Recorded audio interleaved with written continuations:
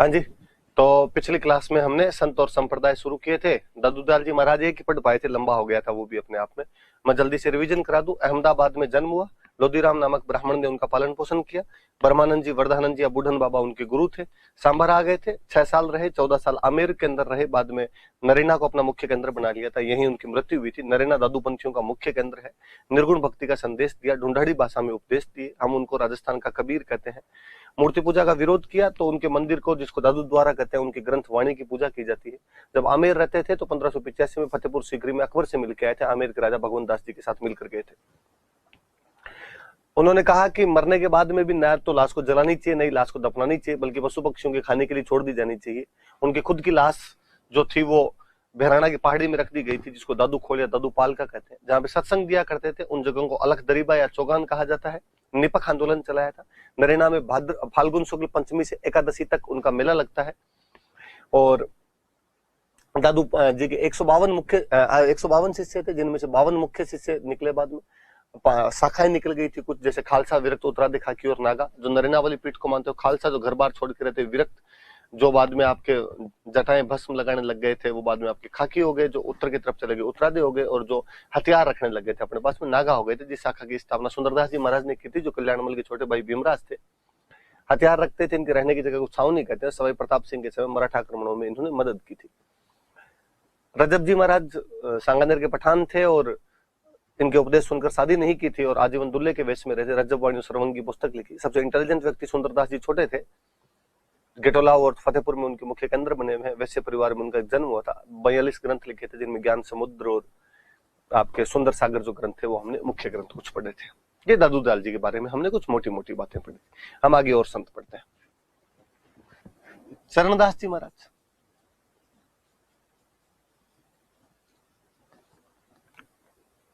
कोई नॉर्मल जानकारियां?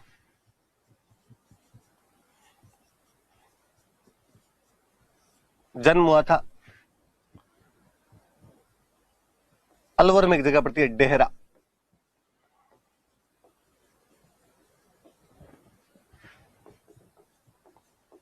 पिताजी का नाम मुरलीधर, माताजी का नाम कुंजोबाई,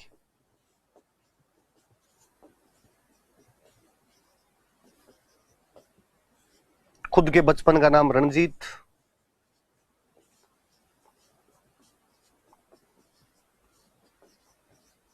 बचपन का नाम रणजीत। गुरुजी का नाम सुखदेव।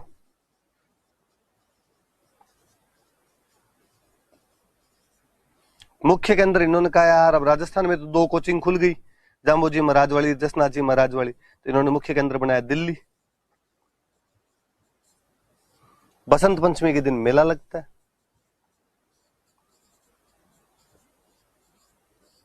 दिल्ली में।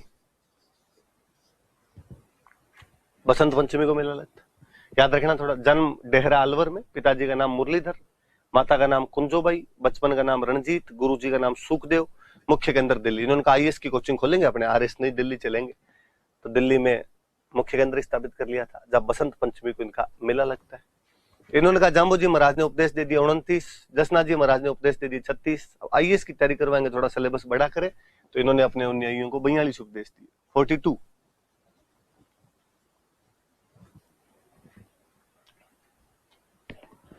जाम्बू जी महाराज ने कहा था नीले छोड़ के कुछ भी पहन लेना। इन्होंने कहा कि नहीं, ड्रेस कोड होगा भाई, दिल्ली वाली कोचिंग में तो यूं डिसिप्लिन मेंटेन करना पड़ेगा। इनके जो अनुयायी हो पीले रंग के कपड़े पहनते।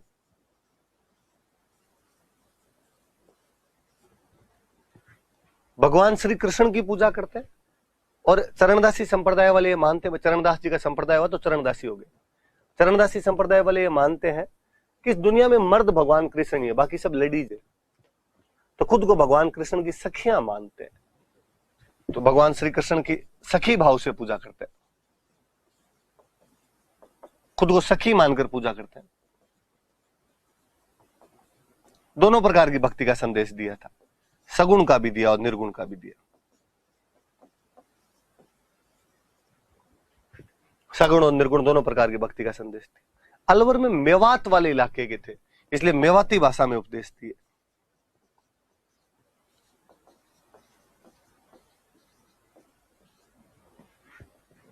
पेपर आउट करवा दिया करते थे। इनको पहले पता चलता था इस बार क्वेश्चन कौन सा आएगा। इन्होंने नादिर शाह के आक्रमण की भविष्यवाणी की थी। नादिर शाह के आक्रमण की भविष्यवाणी।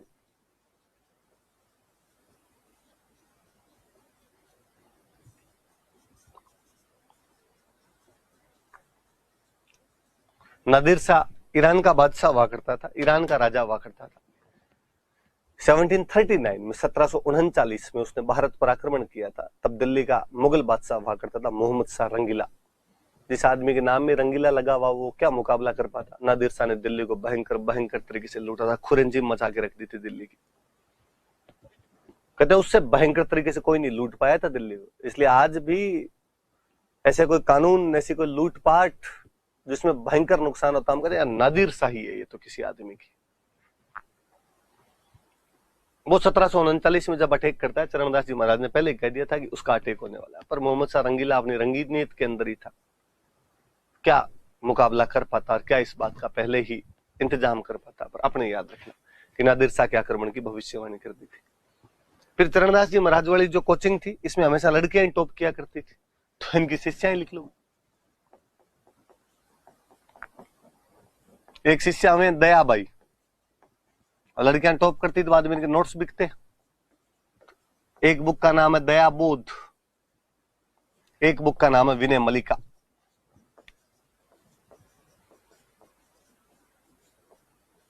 एक शिष्या हुई सहजोबाई,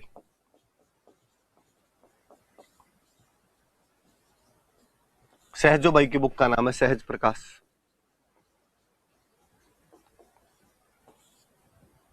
तो चरणदासी संप्रदाय में हमेशा लड़कियां टॉप कर लिया करती थी। मैं अक्सर हंसता रहता हूं कि भाई या तो स्प्रिंग बोर्ड में लड़कियां टॉप करती है या चरणदासी संप्रदाय में लड़कियां टॉप कर लेती है। कि 2013 में आरएस का रिजल्ट आया, टॉप 3 जो लड़कियां थी वो तीनों स्प्रिंग बोर्ड से थी। टॉप 10 में तो एक ही लड़की थी, देवयानी वत्स, 3rd रैंक थी उनकी ऑल ओवर स्प्रिंग बोर्ड से। 2nd रैंक जिस लड़की की थी श्यामा, वो वैसे ओवरऑल 12th रैंक पे थी, वो स्प्रिंग बोर्ड से।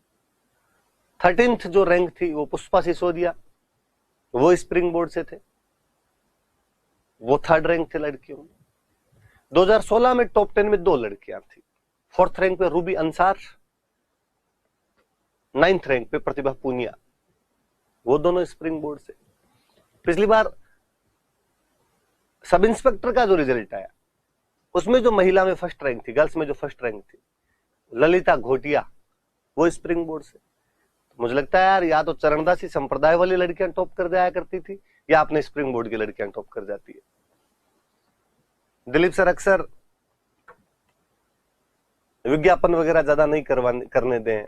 अब तो फिर भी थोड़े थोड़े यूं हम बाकी लोगों ने कर करके अरे सर करो एडवर्टाइजमेंट करो अपना भी। पहले सर एकदम भी इस पक्ष में नहीं रहते थे, इसलिए स्प्रिंग बोर्ड के ज्यादातर लोग तो नाम भी नहीं जानते थे। केवल वो लोग जो स्प्रिंग बोर्ड में पढ़ते थे उनको पता था, या कोई तैयारी करने वाला उनको।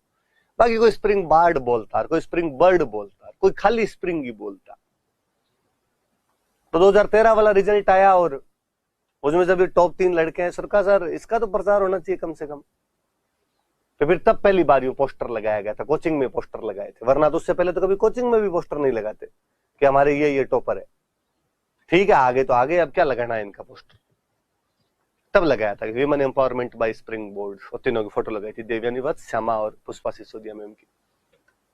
तब मैं हंसता था कि सर इनके ऊपर ये लिखवा दोगी हमारी छोरियां छोरा से कम सेगी। तो लड़कियों आप पर अब भी दारोमदार है कि परंपरा जारी रहे, लड़कियां टॉप करे तो सारी की सारी कहां से हो, स्प्रिंग बोर्ड से हो। 2018 वाला प्रीलिम्स का एग्जाम था तो उसमें प्री में क्वेश्चन आ गया था कि दयाबाई कौन से संप्रदाय से संबंधित थी, चरणदासी संप्रदाय। शाम को टेस्ट पेपर होते, बच्चे कोचिंग आ जाते हैं। मैं वही कोचिंग में क्लास लेके आया था तो बच्चे आए, सर एक वो क्वेश्चन आ गया स्प्रिंग बोर्ड टॉप वाला, स्प्रिंग बोर्ड टॉप वाला। मुझे कौन सा पूछ लिया, कौन सा आ गया। अरे सर वो आप कहते हो ना कि लड़कियां या तो स्प्रिंग बोर्ड में टॉप करती है, चरणदासी संप्रदाय में टॉप करती है। हाँ तो वो दयाबाई वो टॉपर थी ना, उसका क्वेश्चन आ गया दयाबाई कौन से संप्रदाय की, वो तो हम सर करिए फटाफट। मुझे लगा यार अपने मजाक में कई बातें बोलते हैं बच्चे, इनको भी याद रख लेते हैं और इस याद रखने के तरीके से इनका क्वेश्चन भी सही हो जाता है। गजब चीज है यार। मैं तो फैक्ट बताता हूं बच्चों को, ये फैक्ट तो याद नहीं होते। मैंने एक बात कभी रैंडम मजाक के अंदर बोली और ये बात बच्चों की याद भी हो गई, इसके आधार पर इनका क्वेश्चन भी सही हो गया, तो ये भी एक बड़ी जोरदार बात है भाई। तो दयाबाई और सहजो भाई जो थे, उन्होंने दया बोध और विनय मलिका, और सहजो भाई ने सहज प्रकाश नाम की किताब लिखी थी। अपने जयपुर वाले जो राजा थे सवाई प्रताप सिंह, तो कहते हैं कि भाई चरणदास जी महाराज एक बार जयपुर पधारे थे, इसलिए सवाई प्रताप सिंह जी ने इनको एक गांव दान में दिया था। कोलीवाड़ा नाम का गांव था यहाँ पे, ये गांव दान में दिया था। तो ये बात भी याद रह जाए। तो ये चरणदास जी महाराज, देहरा अलवर में जन्म हुआ, मुरलीधर और कुंजोबाई के संतान थे। बचपन का नाम रणजीत था, गुरु जी का नाम सुखदेव था। मुख्य केंद्र दिल्ली बनाया, बसंत पंचमी को मेला लगता है वहां पे। अपने अनुयायियों को 42 उपदेश दिए। इनके अनुयायी पीले कपड़े पहनते हैं, खुद को भगवान श्री कृष्ण की सखियां मानते हैं, सगुण और निर्गुण दोनों प्रकार की भक्ति के संदेश दिए। मेवाती भाषा में उपदेश दिए इन्होंने। नादिर शाह ने जब 1739 में दिल्ली पर आक्रमण किया था, यह उन्होंने पहले ही बता दिया था। नादिर शाह उसी आक्रमण के टाइम अपना कोहिनूर हीरा और तख्ते ताउस लूट के गया था। दयाबाई और सहजोबाई इनकी प्रमुख शिष्याएं थी। दयाबाई की किताब दया बोध और विनय मलिका, सहजोबाई की सहज प्रकाश। सवाई प्रताप सिंह जो जयपुर के राजा थे, उन्होंने चरणदास जी महाराज को कोलीवाड़ा नाम का एक गांव दान के अंदर दिया था। चरणदास जी हो गए। अलवर की बात करें तो एक आगे और है जो लालदास जी महाराज।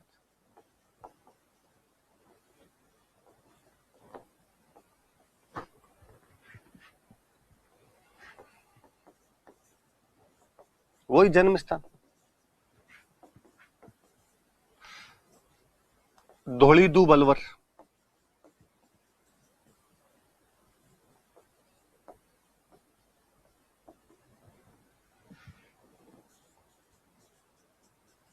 फिर समाधि ली थी अलवर में, एक जगह पड़ती है शेरपुर,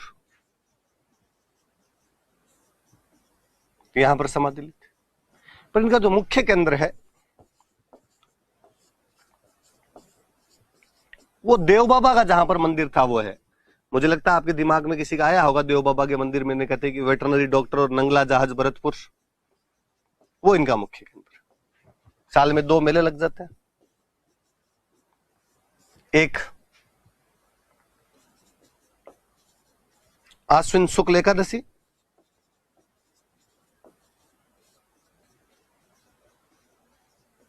और एक माघ पूर्णिमा। कि मेले में जब भी बताऊं ना तो आपके दिमाग में आना चाहिए ये भी कि आश्विन शुक्ल एकादशी मतलब दशहरे से अगला दिन, माघ पूर्णिमा मतलब वेणेश्वर मेला। तो ये बातें भी दिमाग में। अच्छा मेले दिमाग में आई तो मैं शायद आपको चरणदास जी का तो मेला बता दिया मैंने, बसंत पंचमी। जसनाथ जी महाराज के मेले नहीं बताए थे। साल में 3 बार, चैत्र शुक्ल सप्तमी, आश्विन शुक्ल सप्तमी और माघ शुक्ल सप्तमी।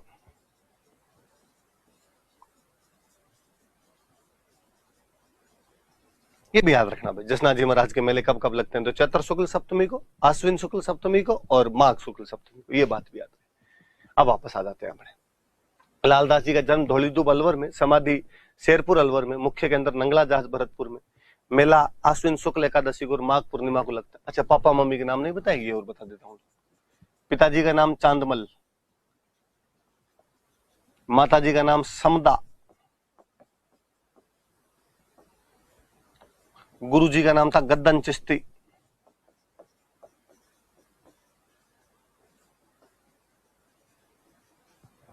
मेव जाति के लकड़हारे थे आप। मेव जाति के लकड़हारे थे। लकड़हारे मतलब वुड कटर, लकड़ियां काटते थे। अब मेव जाति के थे तो कौन सी भाषा में उपदेश देंगे, तो मेवाती भाषा में उपदेश दी। और मेवात में इनका प्रभाव ज्यादा था, मेवात में इनका प्रभाव भी अधिक था।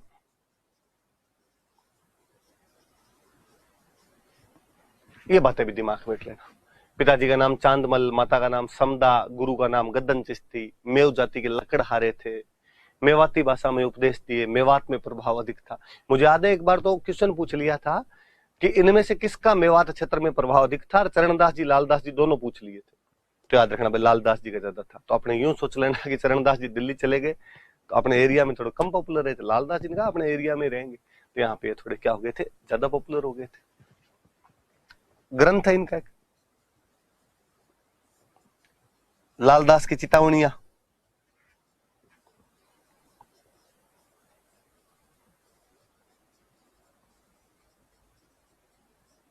लालदास की चितावनियां नाम का एक ग्रंथ लिखा था इन्होंने, निर्गुण भक्ति के संदेश दिया करते थे अपने आप। ये भाई आपके बड़ी बड़ी सी बात है लालदास जी महाराज की। एक बात और लालदास जी महाराज की हो तो, इन्होंने अपना खूब समय अलवर में एक जगह पड़ती है बांधोली, यहां पर बिताया था। लंबे टाइम तक यहाँ बांधोली में रहे थे। अलवर में जगह पड़ती है, तो कोई पूछ ले भाई अलवर का बांधोली नामक जो गांव है वो कौन से संत से संबंधित है? लालदास जी से। कालांतर में इनके बेटे थे कुतुब खां, लालदास जी महाराज के। उन कुतुब खां का समाधि स्थल है यहाँ पर। उन कुतुब खां का मुख्य केंद्र यही था। उनकी भी भाई, उनको भी संत माना जाता है, और उनका केंद्र बांधोली में। बांधोली में पहले लालदास जी महाराज रहे थे, बाद में इनके बेटे कुतुब खान यहाँ पर रहने लगे थे। तो जाम्बो जी, जसनाथ जी, चरणदास जी महाराज, लालदास जी महाराज। दास की बात करें तो एक दास और पढ़ते हैं, हरिदास जी।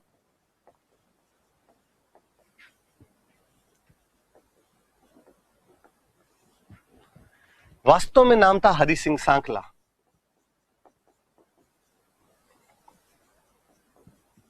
हरि सिंह सांखला वास्तविक नाम था। नागौर में गांव पड़ता है कापड़ोद, वो वहां पे जन्म हुआ था। कहते हैं पहले डाकू थे, फिर डाकू से सन्यासी बने थे। वाल्मीकि जी बोलते रहे ना, वाल्मीकि जी से डाकू से सन्यासी बन गए थे, ये भी डाकू से सन्यासी बने थे।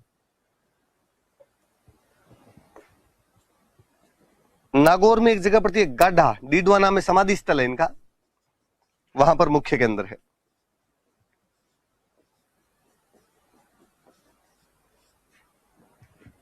वास्तविक नाम हरि सिंह सांखला था। कापड़ोद नागौर के अंदर इनका जन्म हुआ था। पहले डाकू थे, बाद में सन्यासी बन गए थे। 900 चूहे खा के बिल्ली अजगो चली टाइप वाली फीलिंग ले सकते हो आप। गाढ़ा डीडवाना में इनका समाधि स्थल है।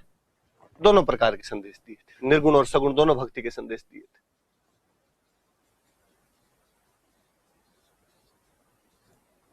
इन्होंने जो संप्रदाय चलाया उस संप्रदाय का नाम पड़ गया हरिदासी, या उस संप्रदाय का एक नाम और निरंजनी भी कहते हैं। ये याद रखना कि इन्होंने हरिदासी या निरंजनी संप्रदाय चलाया था। बुक लिखी थी, 2 पुस्तकें हैं। एक बुक का नाम है मंत्र राज प्रकाश,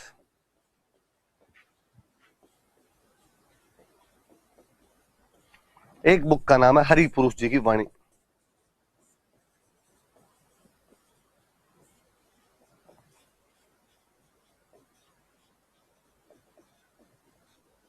मंत्र राज प्रकाश और हरि पुरुष जी की वाणी। हरिदास जी महाराज के बारे में 4-5 बातें याद रखने वाली। हरि सिंह सांखला वास्तव में नाम था, कापड़ोद नागौर में जन्म हुआ, डाकू से सन्यासी बन गए थे। डीडवाना में गाढ़ा नाम की जगह पर इनका समाधि स्थल बना हुआ है। निर्गुण और सगुण दोनों प्रकार की भक्ति के संदेश दिए। हरिदास जी का संप्रदाय हरिदासी का द्वारा निरंजनी संप्रदाय भी कहते हैं। मंत्र राज प्रकाश और हरि पुरुष जी की वाणी नाम की पुस्तकें लिखी थी। और पढ़ता संत हुए माऊ जी।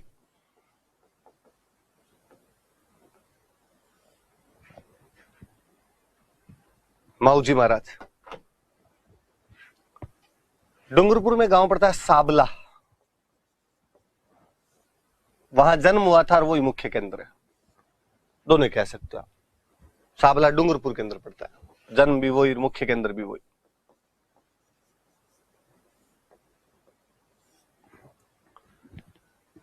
वेणेश्वर धाम की स्थापना इन्होंने करवाई थी, यह बात मैंने आपको बता दी थी।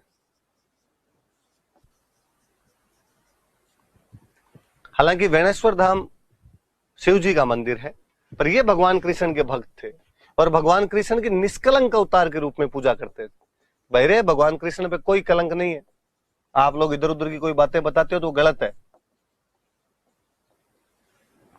कृष्ण के निष्कलंक अवतार की पूजा करते थे, इसलिए इनका जो संप्रदाय चला उस संप्रदाय का नाम हो गया निष्कलंकी। निष्कलंकी संप्रदाय हो गया।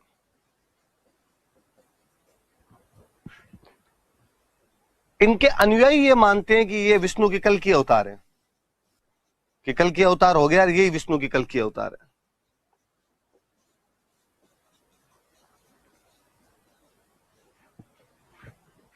डूंगरपुर बांसवाड़ा की भाषा वागड़ी, तो इन्होंने अपने उपदेश वागड़ी भाषा में दिए।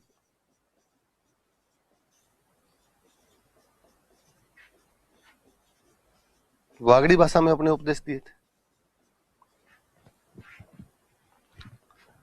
तो माऊजी महाराज साबला डूंगरपुर जन्म स्थान है, मुख्य केंद्र है। विनेश्वर धाम की स्थापना करवाई थी नवा टापरा में।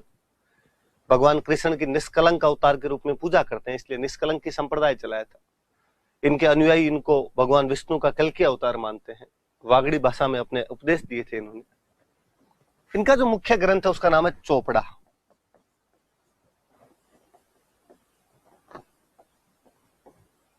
कहते हैं 5 चोपड़े हैं जो वाद विवाद की शैली में लिखे हुए, डिबेट स्टाइल।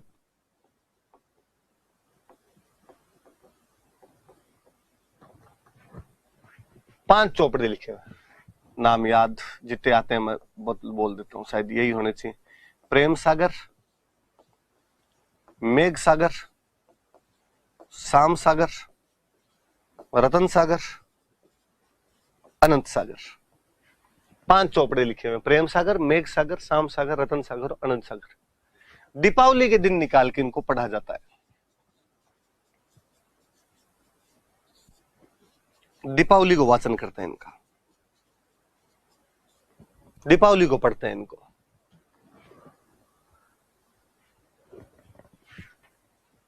ऐसा कहते हैं कि इनमें भविष्यवाणियां हैं।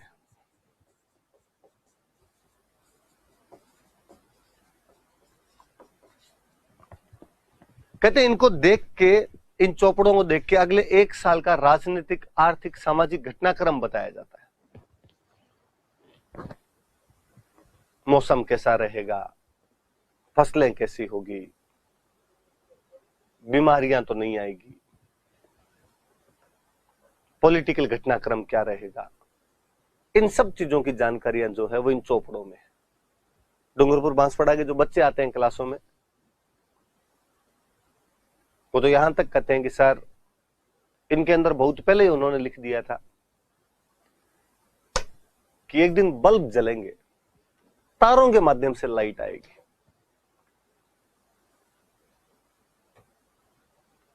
डूंगर डूंगर दीवा बड़े, पहाड़ों पहाड़ों पे दिए जल जाएंगे, तारों के माध्यम से दिए जलेंगे। कि इन चौपड़ों में बहुत साल पहले उन्होंने लिख दिया था कि वायरो बात थे से, हवा के माध्यम से बात होगी। आज आप मोबाइल से कर रहे हो सारे लोग। स्टूडेंट तो यहां तक कह जाते हैं कि सर इनके अंदर लिखा हुआ है कि एक दिन गुजरात का एक आदमी आएगा और पूरे भारत के अंदर छा जाएगा। गांधी जी आए और पूरे भारत में छा गए। आपका दिमाग तो हालांकि और कहीं लगा होगा, मुझे पता है। अब आपके दिमाग में आ रहा होगा कि जब इतनी बातें हैं तो कोरोना की बात क्यों नहीं है। मैं कहूं कि इसमें कोरोना की भी है, कि उन्होंने लिखा कि एक बीमारी आएगी। ये माऊजी महाराज को थोड़ी पता था कि तब दुनिया इतनी मूर्ख हो जाएगी कि जुकाम जैसी बीमारी में खुद को घर के अंदर बंद करके बैठ जाएगी। घर के अंदर बंद थे तो भयंकर डर रहे थे, अब खुले हैं, सब तरफ घूम रहे हैं, तो कोई डर नहीं लग रहा है। माऊजी महाराज तो इसके बारे में भी लिख गए थे, तो कहते हैं इसमें 3rd वर्ल्ड वॉर की भी भविष्यवाणी। तो याद रहे कि वाद विवाद की शैली में 5 चौपड़े लिखे गए हैं, प्रेम सागर, मेघ सागर, शाम सागर, रतन सागर, अनंत सागर। दीपावली को इनका वाचन किया जाता है, भविष्यवाणियां इनके अंदर। साबला मुख्य केंद्र है, 2-3 और अन्य केंद्र बने हुए हैं।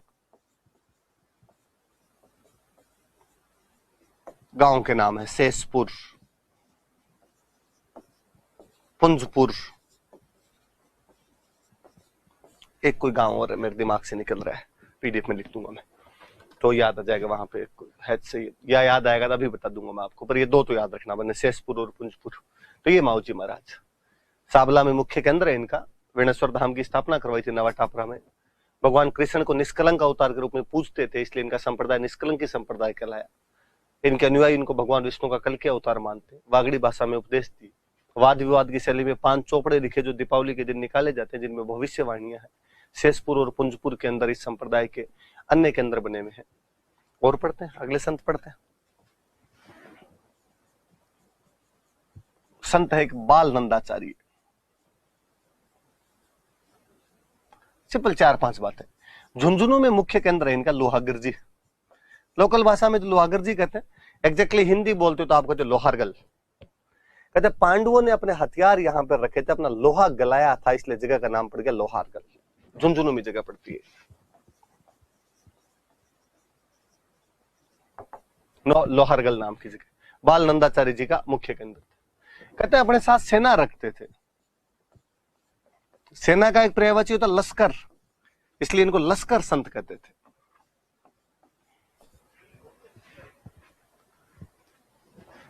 सेना का क्या किया तो कहते जब औरंगजेब मंदिर तुड़वा रहा था तब इन्होंने औरंगजेब के खिलाफ 52 मूर्तियां बचाई थी।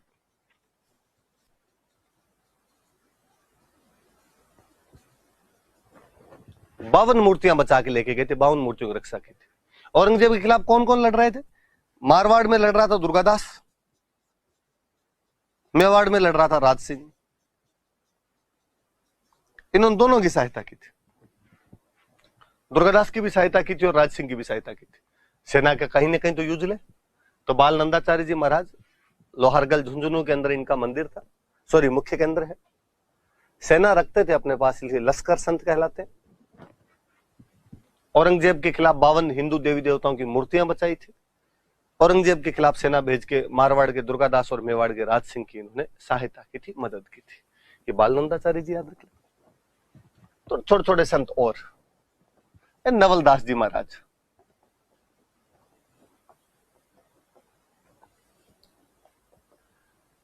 नागौर में गांव पड़ता है हरसोलाव, यहां पर जन्म हुआ।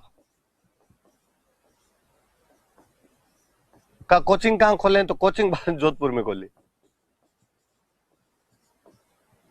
तो जन्म स्थान तो हरसोलाव नागौर, मुख्य केंद्र जोधपुर।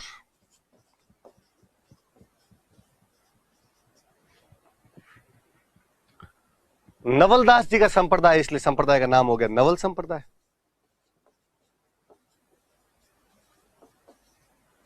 निर्गुण भक्ति वाले जो भी संप्रदाय होंगे वो हमेशा किताबें लिखेंगे। इनकी किताब उसका नाम है नवलेश्वर अनुभव वाणी।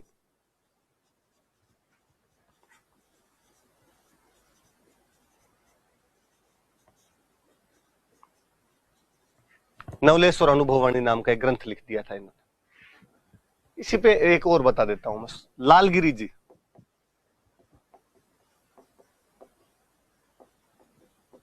वही जन्म चूरू में एक जगह पड़ती है सुलखनिया,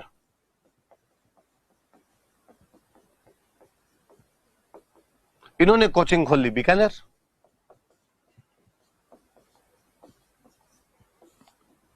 इनका जो संप्रदाय उसका नाम हो गया अलखिया।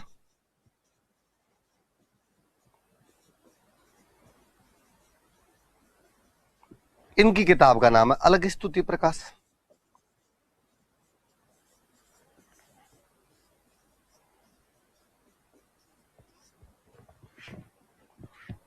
वापस देख लो, नवलदास जी हरसोलाव नागौर में जन्म हुआ था, जोधपुर में मुख्य केंद्र है, नवल संप्रदाय चलाया था और नवलेश्वर अनुभव वाणी नाम की पुस्तक लिखी।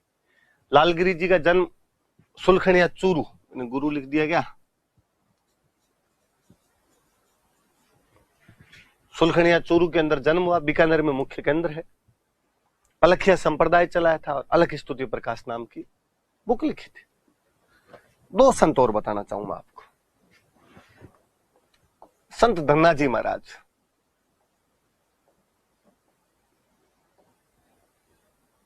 टोंक में गांव पड़ता है धुआं कला। वैसे अपनी किताबों वाले धुवन भी लिखते हैं।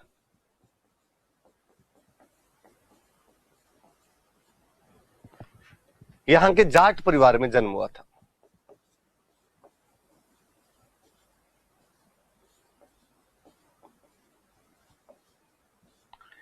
उत्तर भारत के एक बहुत बड़े संत हुए थे रामानंद जी। रामानंद जी को अपना गुरु बना लिया था। कल मैं एक नाम ले रहा था कि ये मध्यकालीन भारत में ये मूर्ति पूजा के खिलाफ ये जो आंदोलन चले थे, इनको हम भक्ति आंदोलन के नाम से जानते हैं।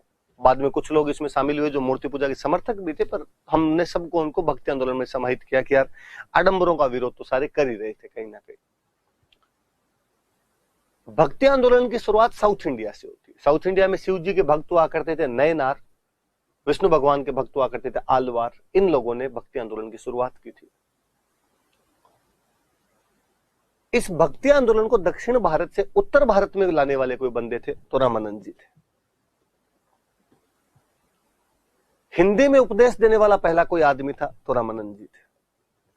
अक्सर दिलीप सर हमें पढ़ाते तो याद कराते थे कि उत्तर भारत में भक्ति आंदोलन को कौन लेकर आया, तो सर रामानंद। फिर सर कहते उसके बाद में उत्तर भारत में भक्ति की लहर और किसने चलाई थी? सर किसने? तो ये रामानंद सागर। रामानंद सागर ने जवाब दिया रामायण बनाई, तो लोग टीवी पर रामायण देखने के लिए उमड़ते थे, जिसका एक नमूना आपने लॉकडाउन के दौरान भी देखा। तो रामानंद नाम में कुछ होगा भाई ऐसा। तो संत धन्ना जी का जन्म धुआंकला या धुवन गांव टोंक में हुआ था, जाट परिवार में जन्म हुआ। रामानंद जी इनके गुरु थे। मैं कहूं कि भक्ति आंदोलन शुरू हुआ था साउथ इंडिया में, उत्तर भारत में लेके आए थे रामानंद जी, राजस्थान में लेके आए थे धन्ना जी जाट। तो राजस्थान में भक्ति आंदोलन की शुरुआत की थी।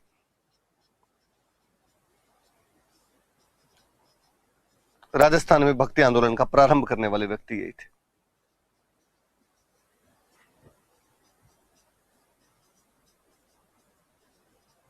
जोधपुर में एक जगह पड़ती है बोरानाडा, वहां पर मंदिर बना हुआ भाई इनका।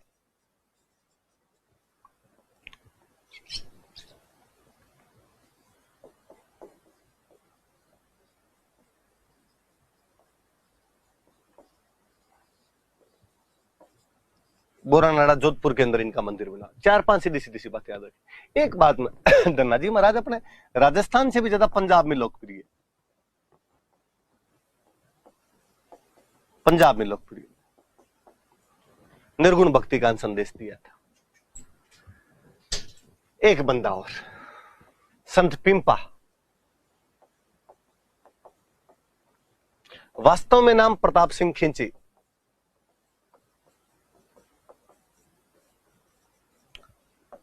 गागरोन के राजा थे। झालावाड़ में जो गागरोन पड़ता है वहां गागरोन के राजा थे। पर एक बार लगा कि यार ये दुनिया, ये महफिल काम की नहीं है, छोड़ छाड़ दिया सब। अपने छोटे भाई को राजा बना दिया, अचलदास खिंची को। अचलदास तू राज संभाल। तो भैया आप क्या करोगे? अपने सन्यासी बनेंगे। सन्यासी बनाने के लिए गुरु बनाना जरूरी, तो गुरु जी रामानंद जी थे। इसका मतलब है धन्ना जी और पिंपा जी दोनों जो हैं क्लासमेट हैं। दोनों ने कोचिंग यूपी जाके ली थी। रामानंद जी से दोनों कोचिंग लेके आए थे, धन्ना जी और पिंपा जी दोनों। राजकाज छोड़ दिया था बाद में, कहते हैं कपड़े सीलने लगे थे, दर्जी का काम करने लग गए थे। तो दर्जी समाज आज भी अपना इनको मुख्य देवता मानता है। दर्जी समाज के मुख्य देवता है।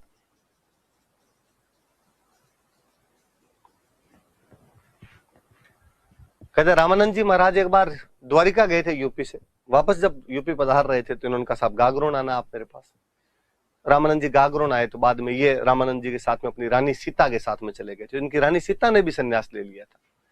तो याद रखना कि भाई रामानंद जी महाराज यूपी से द्वारिका जाते समय वापस आते टाइम रास्ते में कहाँ रुके थे? तो गागरोन रुके थे। और गागरोन रुके तो संत पिंपा या प्रताप सिंह जी अपनी कौन सी रानी के साथ में उनके साथ ही हो गए थे? तो सीता नाम की रानी थी, उनके साथ में रामानंद जी के साथ में यात्रा वगैरह भी की थी। ये भी याद रहे थोड़ी बात है। बाड़मेर में एक जगह पड़ती है समदड़ी,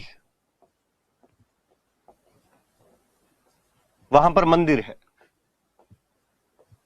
पिंपा जी महाराज का।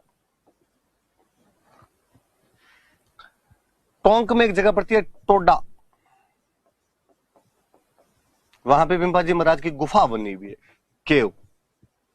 लास्ट दिनों में तो वापस गागरोन जाके रहने लग गए थे। गागरोन में पिंपा जी महाराज की छतरी है।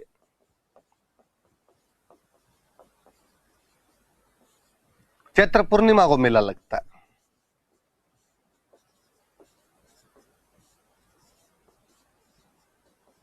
किताबें लिखी थी खूब सारी, पिंपा पर्ची, चितावनी, पिंपा कथा। टोडा टोंक में गुफा बनी हुई है। मुझे कई बार लगता है धनाजी महाराज टोंक के थे, पिंपा जी टोंक आए, वहां गुफा के अंदर रुके, धनाजी से मिले थे, ऐसा कहते हैं यहाँ पे। मुझे लगता है मिले क्या होंगे, दोनों ने सेल्फ स्टडी की होगी, ग्रुप स्टडी की होगी। वैकेंसी आने वाली थी आरएस की, तो इन्होंने कहा बैठ के पढ़ते हैं, कोचिंग तो करिए दोनों। पर ऐसा कहते हैं कि जब ये टोडा पधारे थे तो टोडा में एक राजा हुआ करता था सूरसेन, और टोडा के राजा सूरसेन इनसे प्रभावित होकर अपना पूरा धन साधु संतों में बांट दिया था। तो कोई पूछे कि टोडा का राजा सूरसेन कौन से संत से प्रभावित होकर अपना सारा धन साधु संतों में बांट देता है, तो संत पिंपा से प्रभावित होकर वैसा कर लेता है। देख लो आप, संत धनाजी महाराज जो पंजाब में बहुत ज्यादा लोकप्रिय है, टोंक के धुवन कला या धुआं गांव में जाट परिवार में जन्म लेते हैं, रामानंद जी से शिक्षा प्राप्त करके राजस्थान में निर्गुण भक्ति का संदेश शुरू करते हैं। राजस्थान में भक्ति आंदोलन उनके द्वारा शुरू किया गया। जोधपुर के बोरानाडा के अंदर उनका मंदिर बना हुआ है। इन्हीं के समकालीन संत पिंपा थे, जिनका वास्तव में नाम प्रताप सिंह खिंची था, जो गागरोन के राजा थे। राजपाट अपने छोटे भाई अचलदास खिंची को सौंपकर रामानंद जी के शिष्य बन गए थे। दर्जी समाज के मुख्य देवता माने जाते हैं। रामानंद जी जब द्वारिका से वापस यूपी जा रहे थे तो गागरोन आए थे, और पिंपा अपनी रानी सीता के साथ में उनके साथ ही चले गए थे। समदड़ी बाड़मेर में इनका मंदिर है, चैत्र पूर्णिमा को मेला लगता है। टोडा टोंक में इनकी गुफा है। टोडा के राजा सूरसेन ने पिंपा जी के कहने पर अपना जो धन था वो साधु संतों में बांट दिया था। गागरोन में छतरी बनी हुई है, पिंपा जी की पर्ची, पिंपा जी कथा, चितावनी नाम के खूब सारे ग्रंथ लिखे थे इन्होंने। दो तीन छोटे छोटे से संत और संत दास जी महाराज हुए, एक ज्यादा बात नहीं याद रख। संत दास जी महाराज का मुख्य केंद्र भीलवाड़ा में एक जगह पड़ती है दांतड़ा। संप्रदाय चलाया था गुद्दड़ संप्रदाय।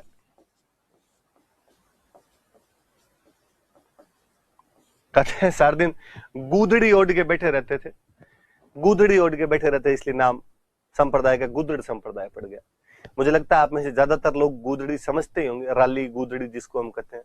और यदि नहीं समझता है तो इस बात पर खुश हो कि वो बहुत अमीर परिवार से है कि उसने कभी गुदड़ी नहीं देखी। और जो समझ गए होंगे उन्हें अपना बचपन बहुत अच्छे से याद आया होगा कि सर देखी क्या नहीं, पूरा बचपन उस गुदड़ी में कट गया है। तो गुदड़ संप्रदाय चलाने वाले संत दास जी महाराज थे। तो अपने सारे गुदड़ संप्रदाय के ही हैं। एक संत वे राजा राम जी महाराज, जोधपुर में एक जगह पड़ती है शिकारपुरा, यहां पर मुख्य केंद्र है। जिस प्रकार जाम्बोजी महाराज और दशनाथ जी महाराज ने पेड़ पौधे नहीं काटने का संदेश दिया था, इन्होंने वो सेम एनवायरमेंट कंजर्वेशन का मैसेज दिया था। पटेल समाज के लोग अपना मुख्य देवता मानते हैं, वो इनमें विशेष आस्था रखता है, वो ज्यादा बिलीव रखते हैं इनके अंदर। एक संत और पढ़ लो लास्ट आप, नरहड़ पीर। झुंझुनू में एक जगह का नाम पड़ता है नरहड़, ये मुख्य केंद्र है।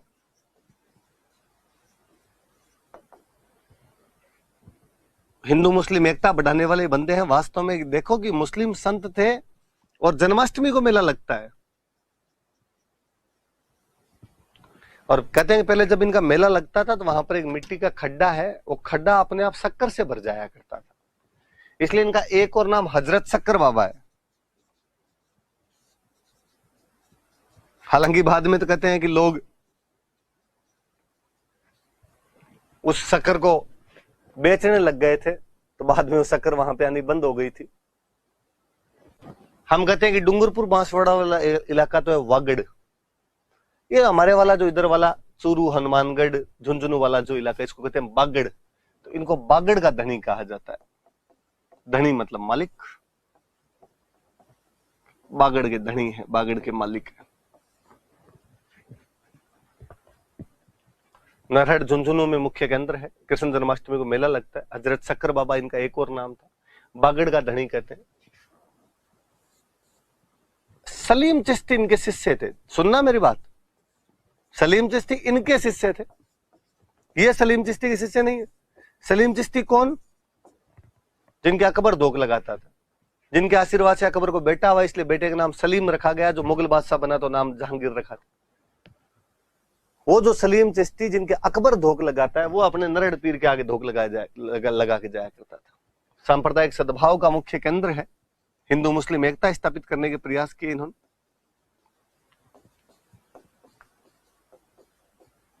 वैसे बेसिकली मैंने बचपन से जब कभी नरहड़ को सुना था तो इसलिए सुना था कि यदि कोई पागल हो जाए तो उनका यहाँ पे इलाज किया जाता है नरहड़ के अंदर। ये भाई आप कई संताप याद करना, कई सारे पढ़ा दिया आज, खूब सारे फैक्ट है इनके, याद करने की कोशिश करना। क्वेश्चन पूछे जाते हैं इनके बारे में, प्री में क्वेश्चन आता है, मेंस में क्वेश्चन पूछे जा सकते हैं।